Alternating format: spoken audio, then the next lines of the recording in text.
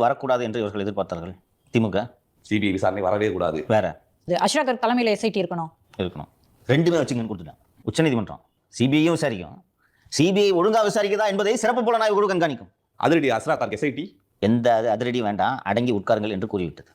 ஓகேவா? சுப்ரீம் கோர்ட்டை, அதனால தான் இந்த சுப்ரீம் கோர்ட் போஸ்ட்மார்ட்டத்தை பற்றியே பல வழக்குகளை அவர்கள் பார்ப்பார்கள்.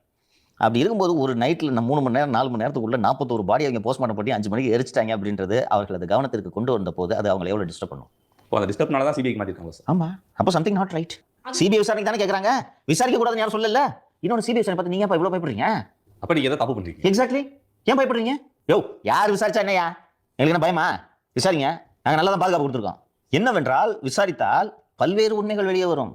வேலுசாமிபுரத்தில் விஜய் அவர்களின் வாகனம் வந்து நின்று பேசக்கூடிய இடத்தில் பிரேமானந்த் என்று ஒரு கூடுதல் எஸ்பியை 50 காவலர்களோடு நியமித்திருந்தார்கள். இதுதான் டியூட்டி. அந்த பிரேமானந்த் எங்க? திரு பாலாஜி சீனிவாசன் அவர்கள் உச்சநீதிமன்றத்தில் வாதிடும் போது ஒரு போலீஸ் கூட சாவலங்கன்றாரு. ஏன் சாவல சார்? அவங்க அங்கே இல்ல. சோ இந்த அடிஷனல் எஸ்பி பிரேமானந்த் எங்கே? இது வெளியே வந்து விடும் என்று நீங்கள் அஞ்சுகிறீர்கள். அந்த அடிஷனல் எஸ்பி ஐஜி போன் பண்ணி கூப்பிட்டாரு, போயிட்டாரு.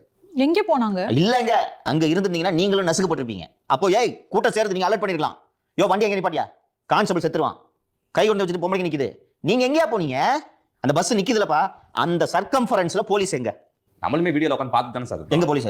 எங்கேயுமே இல்லைனா வந்து கூட்டு வந்து விட்டு அதுக்கப்புறம் ஆள் இருக்கானே சார். பைபாஸ்ல இருக்காங்க, அங்க இருக்காங்க, மற்ற இடங்கள்லாம் நின்றுப்பாங்க. அதெல்லாம் மறுக்கல. அங்க எங்க? அங்க டியூட்டி போட்டிருப்பீங்களா? எங்க எங்க போனாங்க?